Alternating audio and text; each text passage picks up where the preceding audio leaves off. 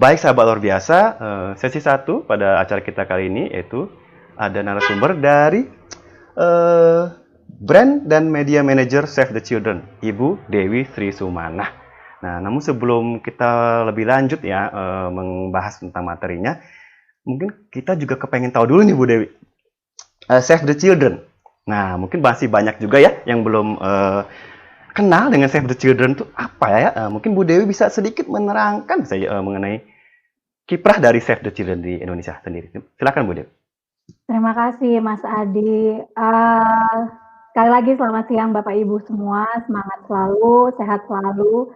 Jadi Save the Children adalah lembaga yang berfokus terhadap upaya pemenuhan hak-hak anak. Nah, kami sudah bekerja di 120 negara, salah satunya adalah di Indonesia. Nah, Save the Children sendiri kiprahnya sudah 101 tahun, Pak Adi. Wow, Jadi luar biasa ya. Ya, Save the Children itu hadir di dunia ini sejak tahun 1919. Seperti itu. Jadi di Indonesia sendiri kita sejak tahun 1976. Wilayah yang pertama kali Save the Children bekerja di Indonesia adalah di Provinsi Aceh. Seperti itu. Dan sekarang kami sudah ada di 9 provinsi dan di beberapa kabupaten sampai ke desa-desa. Tujuan kami adalah memastikan bagaimana hak-hak anak terpenuhi dengan berkolaborasi bersama pemerintah dan stakeholder terkait. Seperti itu Mas Adi. Oke, terima kasih banyak ya. Jadi teman-teman sudah mulai mengerti ya sedikit banyak tentang Save the Children. Nah, untuk itu mari kita ikuti paparan dari Ibu Dewi Sri Sumana dari Save the Children mengenai pendidikan kebencanaan. Silakan Bu Dewi. Ya, terima kasih banyak Mas Adi. Bapak Ibu, saya mendapat amanah dari teman-teman Bapak Ibu P4TK, TKPLB untuk berbagi tentang pendidikan pengurangan risiko bencana. Wabil khusus untuk memastikan hak-hak anak tetap terpenuhi, terutama hak pendidikan anak dalam situasi darurat. Nah, sebelum kita ke penjelasan dan diskusi lebih lanjut, saya pengen kita semua menonton sebuah video. Video ini adalah judulnya Hidup Harmoni dengan Alam, di mana video ini dibuat oleh Save the Children dengan beberapa anak-anak, tokoh masyarakat, dan juga public figure yang tujuannya adalah untuk meningkatkan kesadaran agar kita tetap merawat bumi kita. Silakan Ibu Leli untuk videonya.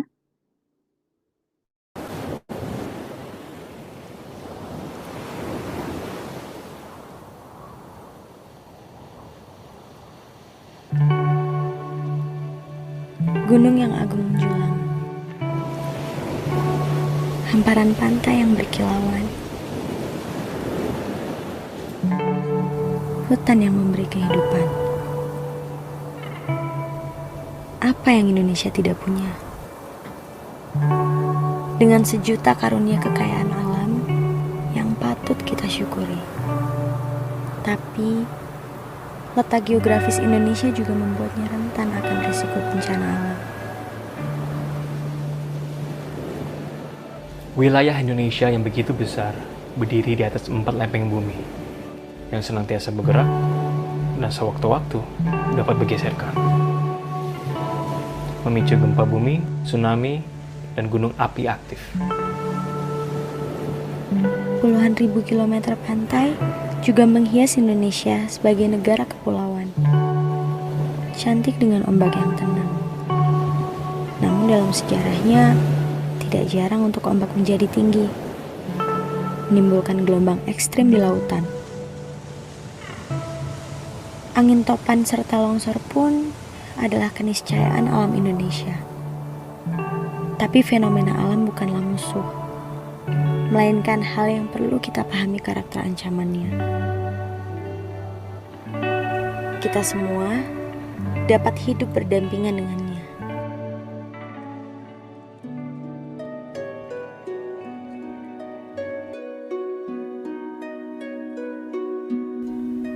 Sesar Lembang merupakan sesar aktif dengan pergerakan sekitar 3 mm per tahun. Sesar ini berpotensi menghasilkan gempa sekitar 6,5 sampai 7 magnitudo. Sampai saat ini, belum ada teknologi atau penelitian apapun yang tepat memprediksi kapan akan terjadinya gempa. Oleh karena itu, kita sebagai penduduk yang berada di kawasan Sesar Lembang harus siap siaga apabila akan terjadi gempa. Berkaca pada gempa 1995 di Kobe, Jepang, 34,9% korban selamat karena paham dan bisa menyelamatkan diri sendiri. Artinya, kekuatan terbesar untuk selamat atau menghindari bencana adalah dari masyarakat sendiri. Kesiapsiagaan masyarakat akan ancaman gempa memegang peran penting dalam mengurangi jumlah korban.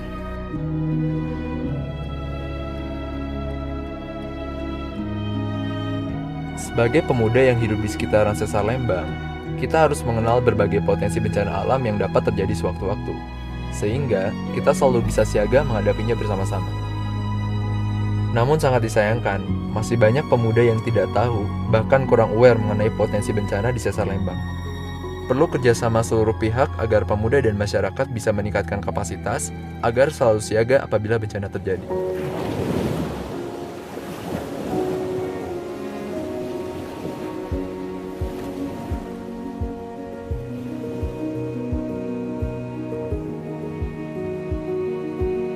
Di alam harita kanggo penanggulanganana atanapi kanggo pangjagana supados ulah aya bencana atanapi dina datangna bencana ulah parah nya diayakeun kakayon anu sebat pagar.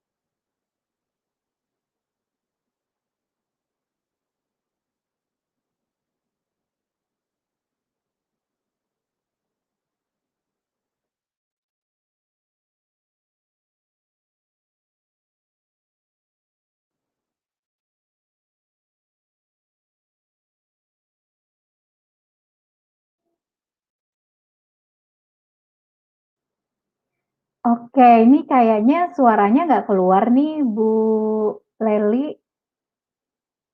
Mungkin nanti bisa dikasih linknya di chat box atau di komen oleh teman-teman dari P4TK TKPLB. Video ini Bapak Ibu memang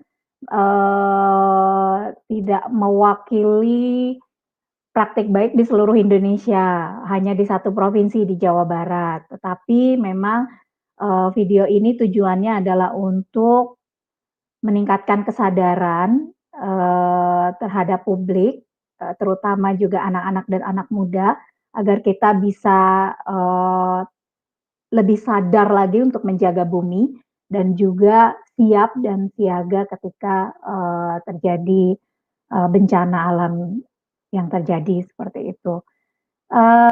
Nanti untuk linknya sudah dibagikan oleh Mas Adi di komen, Bapak Ibu bisa lihat. Mungkin kalau tadi melihat setengah dari sesi videonya, Bapak Ibu bisa mulai apa ya, mengingat kembali gitu bahwa Indonesia dengan kekayaan alamnya, kita kaya sekali dengan kekayaan alam dan juga kita juga kaya sekali akan masyarakat-masyarakat adat begitu ya. Tetapi kita juga dihadapkan dengan secara letak geografis Indonesia adalah wilayah yang rawan bencana begitu dan kita tidak bisa menghindari itu. Yang bisa kita lakukan adalah memperkecil resikonya gitu dan membuat mitigasi. Nah, selanjutnya mungkin bisa dibantu untuk slide-nya, Bu Leli.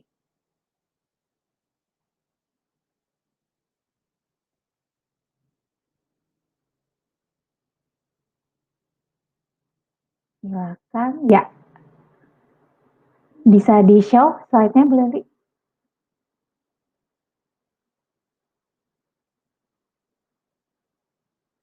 Atau dari saya ya, coba dari saya yang share screen.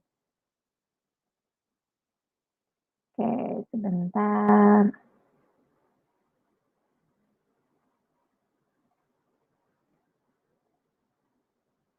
Saya yang share screen.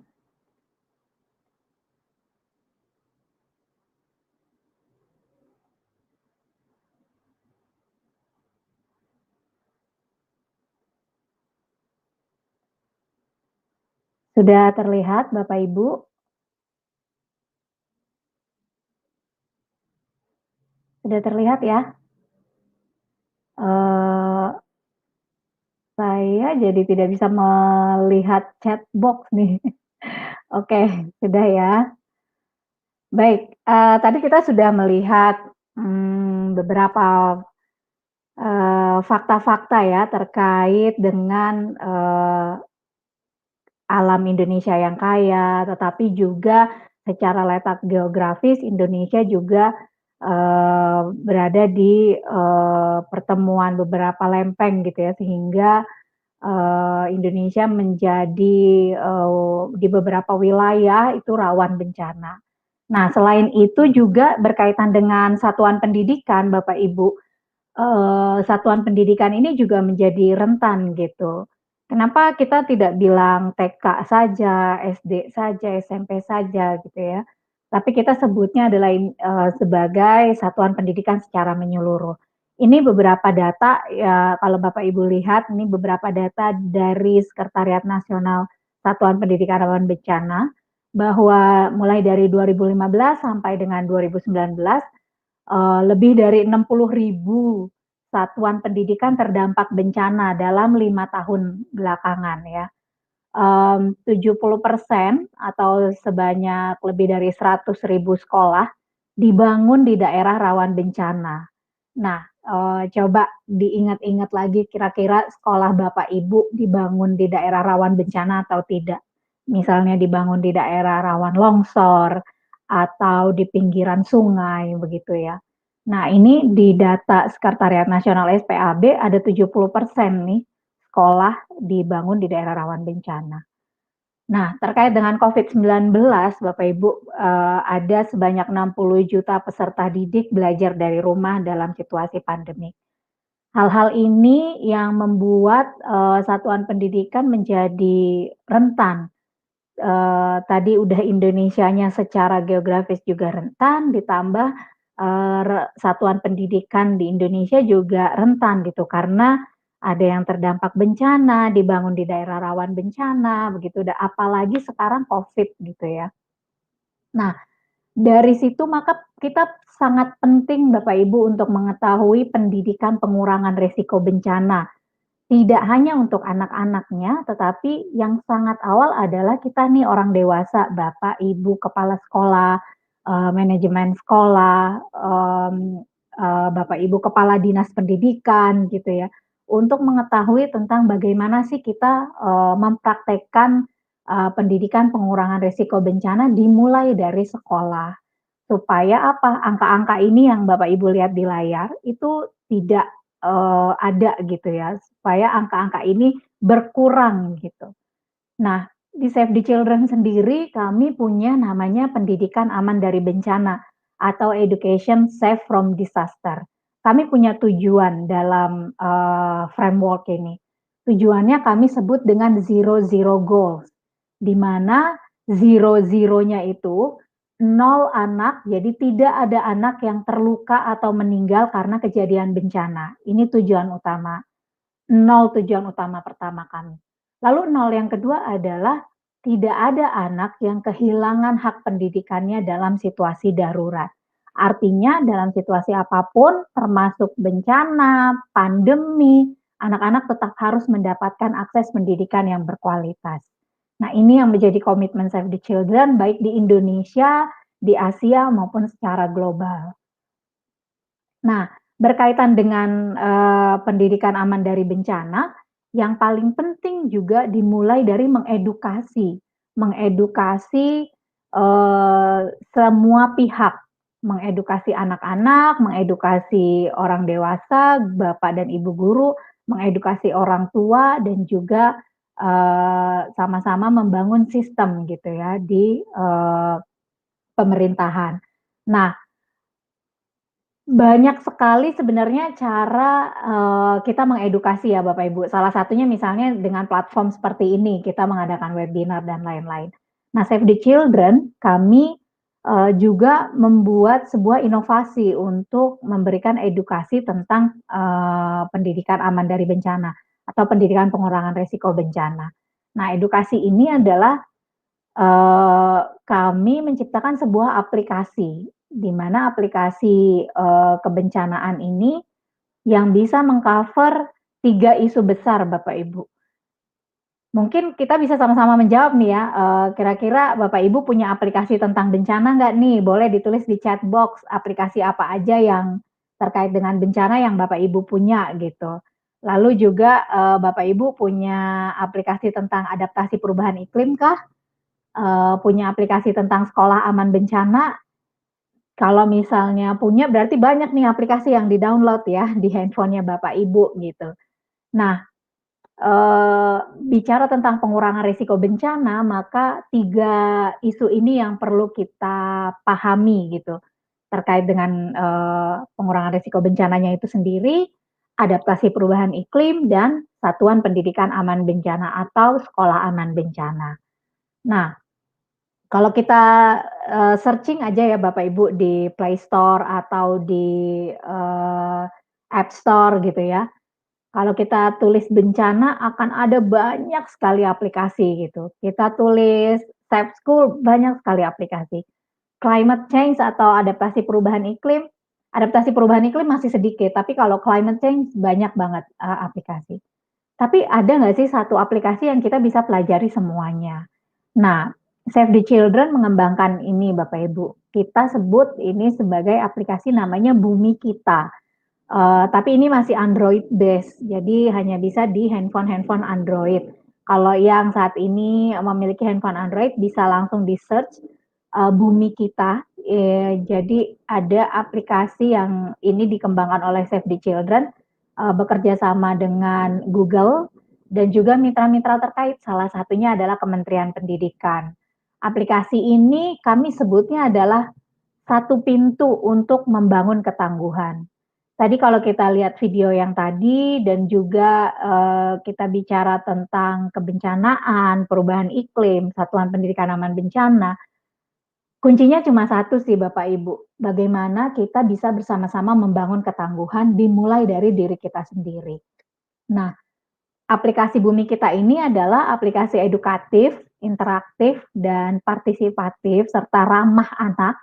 Yang paling penting adalah ramah anak, untuk membangun ketangguhan dengan memahami 3 isu besar tadi ya. Dan aplikasi ini gratis, tidak berbayar sama sekali, tidak ada tujuan untuk mengambil keuntungan dari diciptakannya aplikasi ini. Aplikasi ini diciptakan oleh Save the Children Indonesia murni untuk kontribusi Save the Children terhadap membangun resiliensi di Indonesia. Dan ini dikembangkan dari perspektif anak dan profesional, itu yang menarik Bapak Ibu.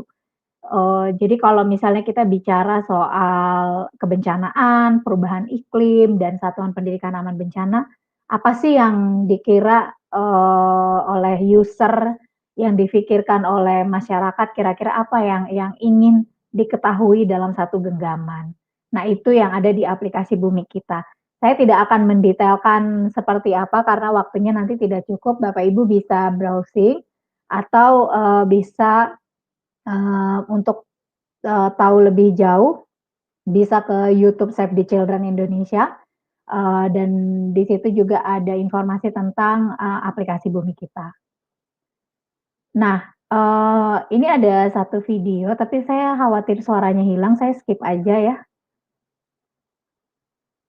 Jadi, Bumi Kita ini sejak tahun lalu, sejak Juni atau Juli gitu ya, saya, agak lupa, Juli sepertinya, itu sudah 2 bulan pertama itu sudah ada sekitar 1.000 orang yang download dan sekarang 3.500 orang yang download, 70% pengguna aktif, dan 120-nya itu menceritakan pengalaman mereka tentang kesiapsiagaan bencana, adaptasi perubahan iklim, dan, satuan pendidikan aman bencana. Yang menarik lagi dalam situasi pandemi Covid ini, Bumi Kita, menjadi salah satu alternatif baru, untuk, belajar tentang, cara beradaptasi, begitu. Nah, kami paham mungkin, bicara tentang teknologi tidak semua wilayah, mendapatkan akses yang merata gitu ya, misalnya sinyal.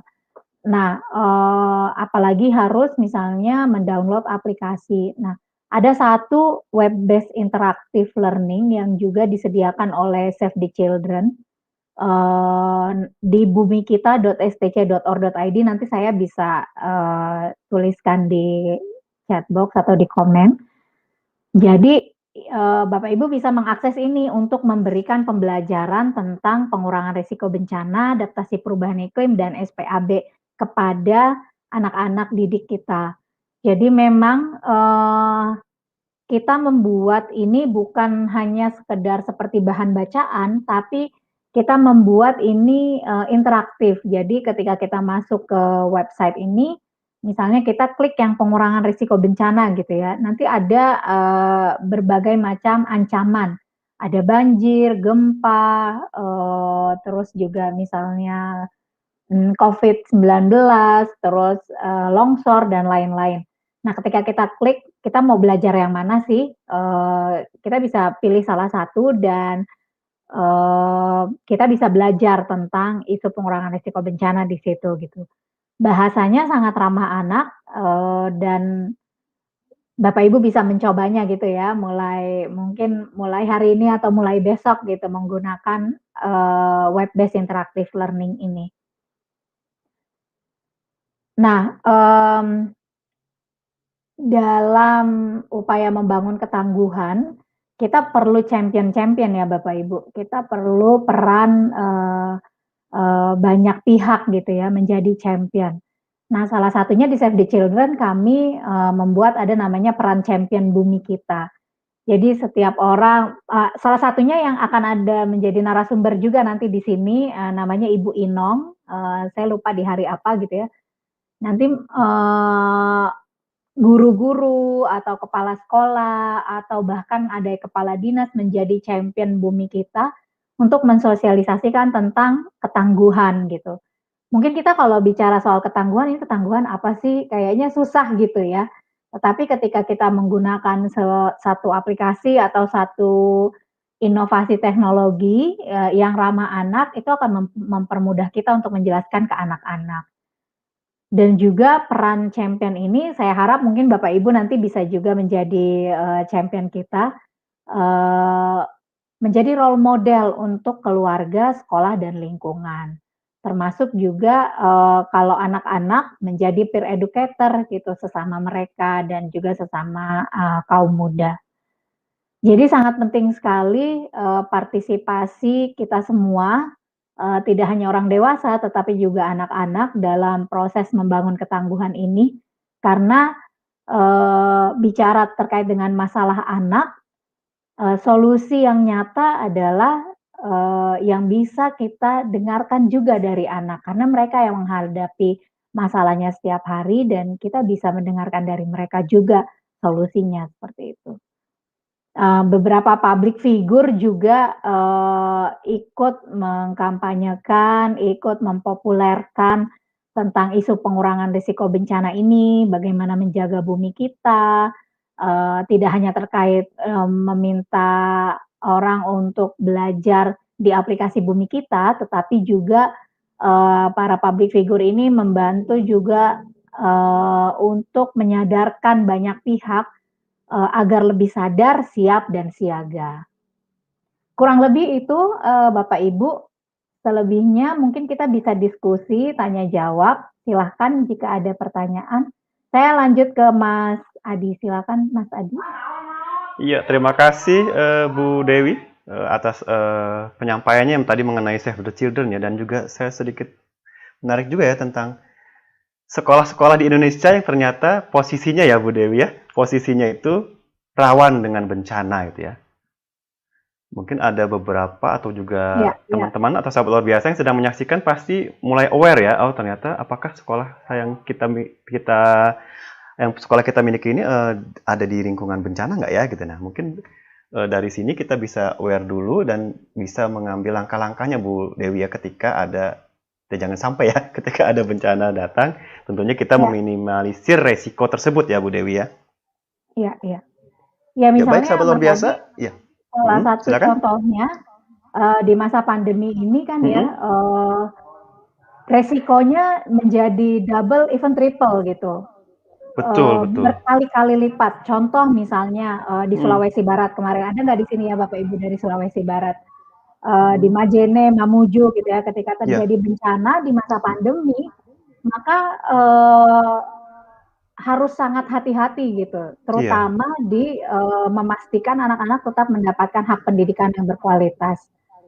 Bagaimana diterapkan di pengungsian tentang pembelajaran jarak jauh ini, seperti itu.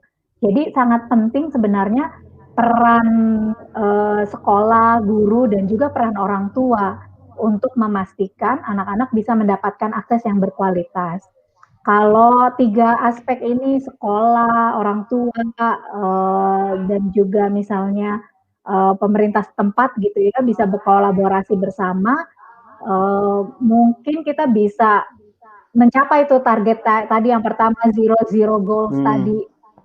Seperti itu. Bu Dewi, saya juga sedikit tergugah nih ya. Kita tahu Jepang ya Bu Dewi ya? Iya. Nah, Jepang itu kan mungkin sedikit-sedikit mirip untuk kondisi geografis, mereka berada di dekat laut ya dan juga berupa negara kepulauan ya kalau tidak salah. Namun ketika ada bencana, sepertinya melihat kesigapan dari negara tersebut sangat baik ya menurut saya ini secara pribadi, dan juga mungkin di informasi media juga memang seperti itu ya. Nah, untuk negara kita apakah posisinya apakah akan menuju ke sana itu seperti apa mungkin dari pengamatan dari Bu Dewi, seperti apa Bu Dewi? Iya, sebenarnya kita menuju ke sana ya, tetapi memang sekali lagi ini perlu komitmen semua pihak gitu, perlu komitmen dari pemerintah, dan pemerintah juga nggak bisa berjalan sendiri gitu, perlu komitmen dari masyarakat, terutama nih masyarakat nih, karena yang berhadapan langsung yang berada langsung dengan bencana ya, itu masyarakat gitu ya. Dan juga perlu komitmen dari dunia usaha. Jadi tentunya perlu komitmen dari berbagai pihak gitu. Kenapa Jepang bisa sangat mereka udah nggak panik gitu ya, kalau ada gempa mereka udah terbiasa gitu, karena mereka dilatih sejak dini. Jadi anak-anak mulai dari, ini saya senang banget nih bisa ketemu sama guru-guru TK, guru-guru PAUD gitu ya. Mari kita latih anak-anak kita sejak dini tentang bagaimana bisa siap siaga gitu. Apa yang harus dilakukan mulai dari rumah, ketika di sekolah, sehingga ketika ada bencana terjadi, let's say misalnya terjadi gempa gitu, kita sudah tahu apa yang harus dilakukan. Anak-anak, orang tua, guru, seperti itu, masyarakat. Jadi nggak panik. Kejadian bencana itu yang kerap kali sering menjadi banyak korban itu bukan karena bencana alamnya. Bencana alam itu kan fenomena alam ya. Ya. Tetapi karena ketidaksiapan kita. Misalnya kita panik, kalau ada gempa bukannya harusnya kita keluar cepat-cepat gitu, tapi kita berada di dalam rumah karena takut. Salah bersikap ya, salah mengambil sikap ya Bu Dewi ya. Ya, seperti itu. Jadi memang mental, pendidikan itu harus disiapkan sejak dini. Ya, luar biasa sekali Bu Dewi. Ini nanti udah ada yang bertanya nih. Bu Dewi, bagaimana cara kita bisa mengetahui kalau sekolah atau tempat kita tinggal itu berada di jalur yang berbahaya? Ya, itu. Gimana Bu Dewi? Nah, menarik sekali ini. Dari siapa pertanyaannya tadi, Pak siapa atau Saya Ibu? lupa dari siapa itu tadi. Ya, Bapak Ibu ya. Pertanyaannya menarik sekali Bapak Ibu. Nah, ini sebenarnya saya dari Budian HD. Dari Budian. Terima kasih Budian. Ini pertanyaannya bagus sekali. Nah, makanya kenapa penting pendidikan pengurangan risiko bencana. Karena dalam pendidikan pengurangan risiko bencana itu kita belajar tentang ancaman yang ada di wilayah kita. Ancaman itu artinya misalnya apakah kita tinggal di daerah longsor, apa kita tinggal di daerah rawan banjir, kalau kita dekat pantai maka ancamannya apa, tsunami gitu misalnya. Apakah kita tinggal di daerah yang rawan likuifaksi, seperti misalnya yang pernah terjadi 2 atau 3 tahun lalu di Palu ya. Yang jadi tanahnya amblas ya Bu Dewi. Nah, pertanyaan Ibu Dian tadi. Ya, pertanyaan Ibu Dian tadi itu adalah kunci dari bagaimana kita belajar tentang pengurangan risiko bencana. Kita mengenali wilayah kita, apa ancamannya, apa hazardnya, ancamannya gitu. Bagaimana kita bisa mengenalinya? Kita tarik ke belakang historinya. Misalnya 5 tahun terakhir pernah terjadi kejadian bencana alam apa nih di wilayah kita? Atau 10 tahun terakhir gitu. Pernah kejadian bencana apa nih di wilayah kita. Nah, histori yang seperti itu sebenarnya tadi bagus banget sih di video, kalau Bapak Ibu bisa lihat ya, di bagian Wadul dia menceritakan sejarah gitu.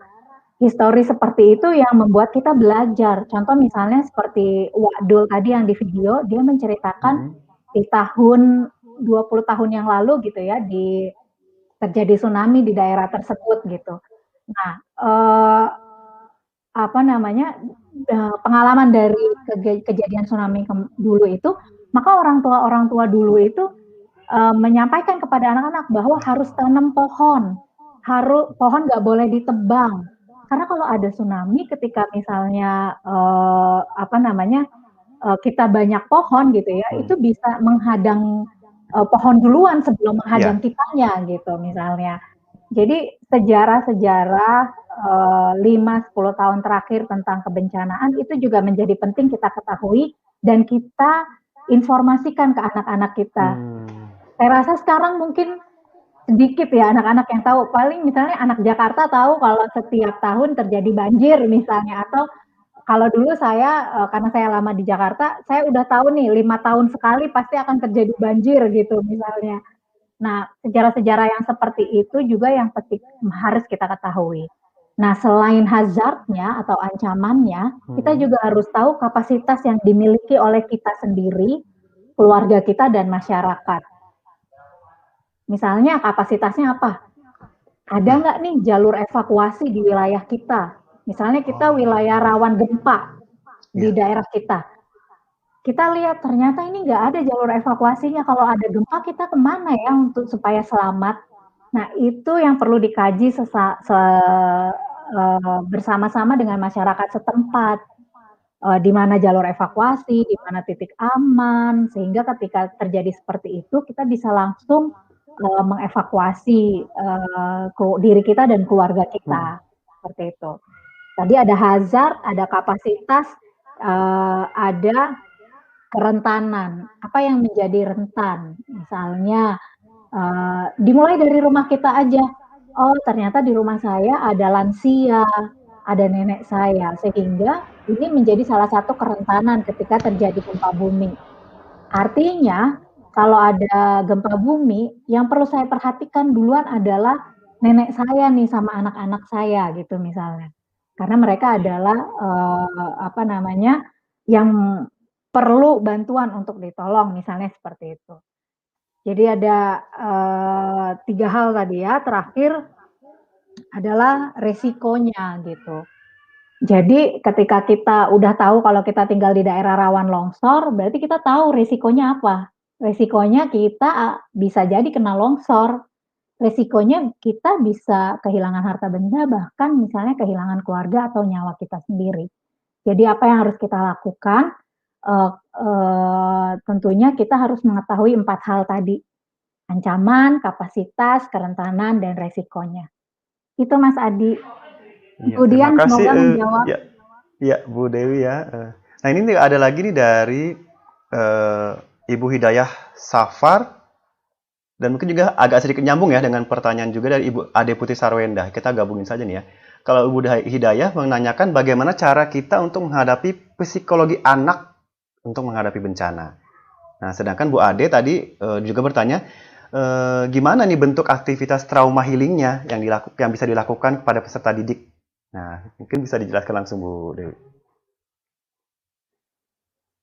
Oke, saya mau jawab, bagian yang kedua dulu tadi, soalnya yang pertama Oh saya ya, lupa. trauma healing ya. Yang pertama tadi pertanyaannya apa Mas Ade? Mas Ade? Psikologi anak untuk menghadapi Oh. bencana. Mungkin bentuk-bentuk cara untuk menghadapi bencana itu di anak seperti apa mungkin? Bagaimana menerapkan secara psikologisnya mungkin seperti itu. Oh, oke. Jadi, saya jawab pertanyaan yang pertama dan kedua ya. Jadi, Ya. sebenarnya, bicara soal psikologi anak itu berarti bicara juga tentang ketangguhan anak. Nah, kalau anak-anak sudah diedukasi sejak dini, mereka tahu di wilayahnya ancamannya apa, di rumahnya ancamannya apa, di sekolah ancamannya apa, tapi mereka juga tahu apa yang harus dilakukan. Misalnya dengan hal sederhana, mereka sama orang tua menyiapkan tas siaga bencana di rumah. Ada tas siaga bencana, seperti apa isinya bagaimana nanti saya share deh ya linknya ya, Bapak Ibu bisa lihat ya. Misalnya tas siaga bencana di rumah. Jadi ketika terjadi bencana, udah tinggal diangkat tuh tas siaga bencana, isinya dokumen-dokumen penting, terus kebutuhan selama 3 hari pertama gitu. Nah, itu model edukasi sederhana yang bisa kita jelaskan ke anak-anak.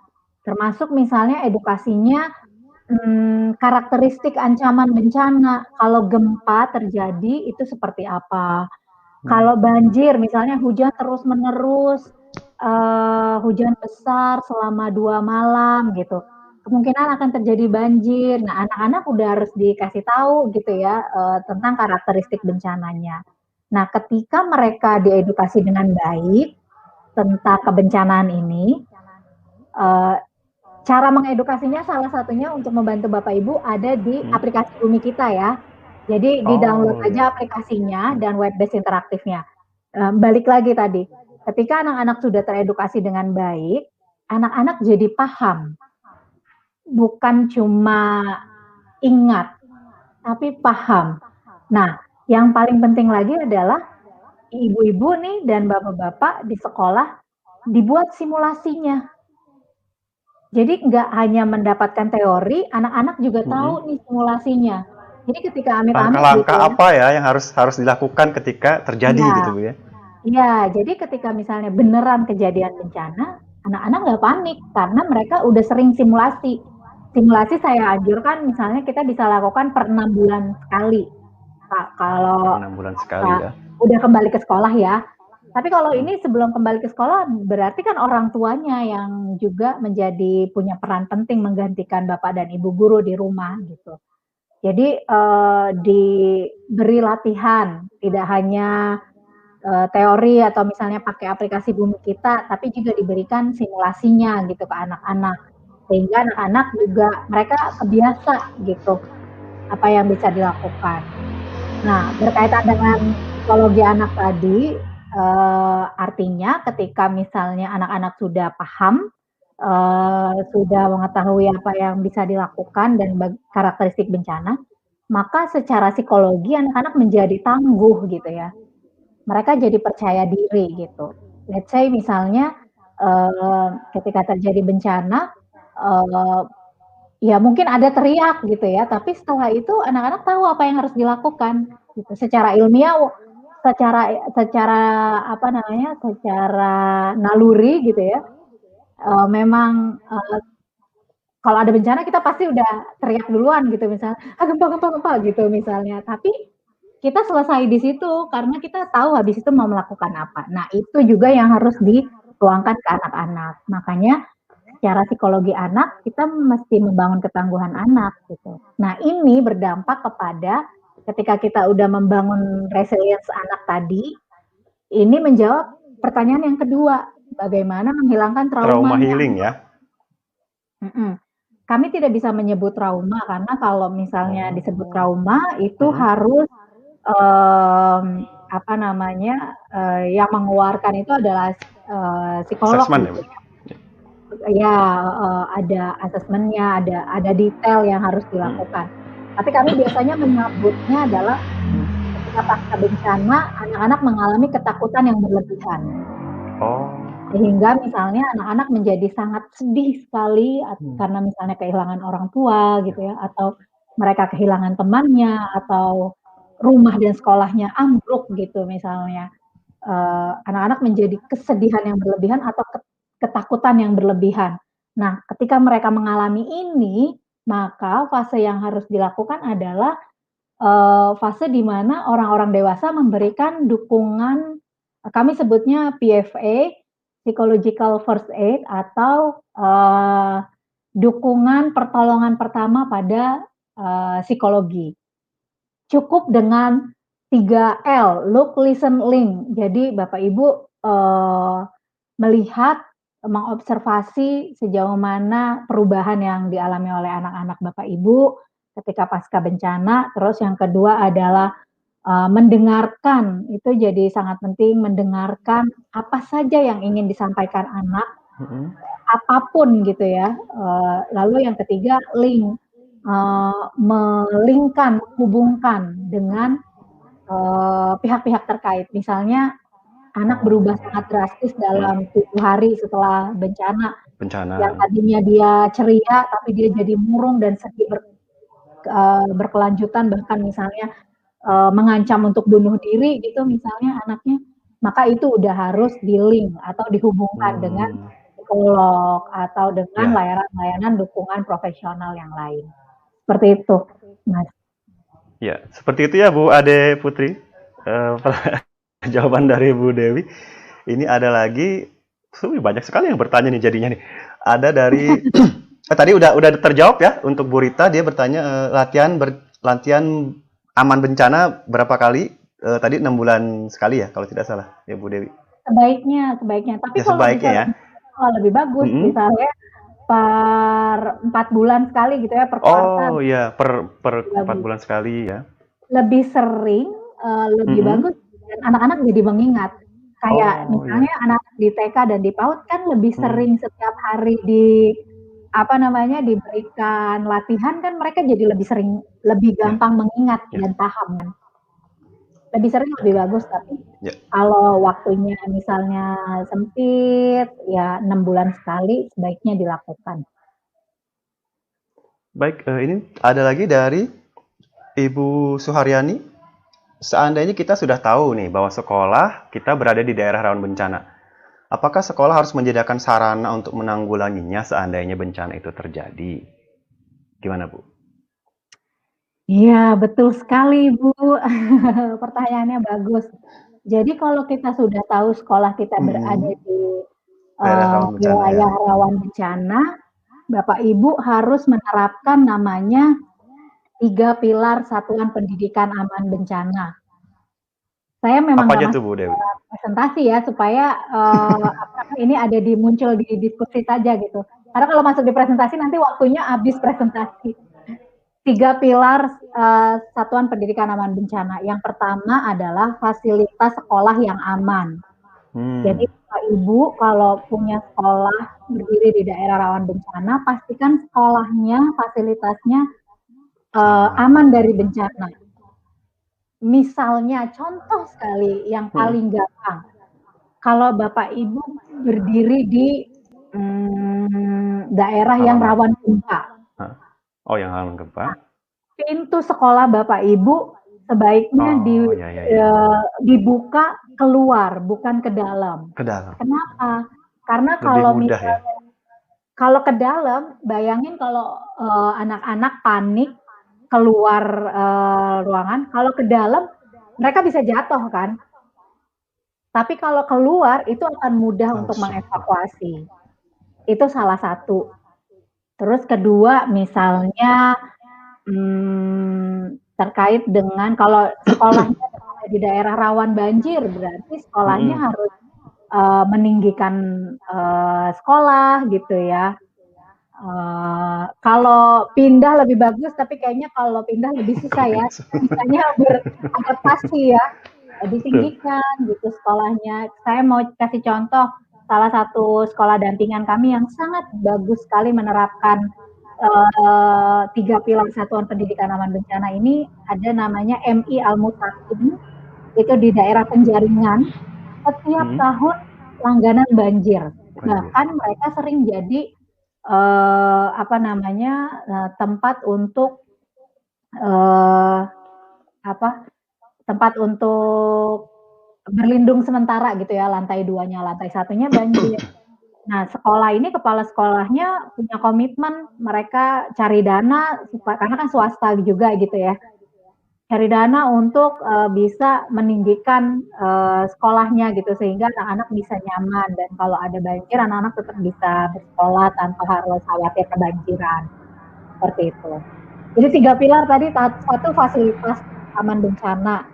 Terus yang kedua adalah manajemen bencana di sekolah. Jadi Bapak Ibu perlu membuat SOP, standar operasional prosedur. Jadi misalnya siapa berbuat apa ketika terjadi bencana apa. Jadi itu benar-benar difikirkan gitu ya. Misalnya ketika terjadi bencana gempa, ini udah harus jelas nih, apalagi kalau terjadi bencana gempa di jam pelajaran. Guru harus ngapain, anak-anak ngapain, kepala sekolah ngapain gitu ya.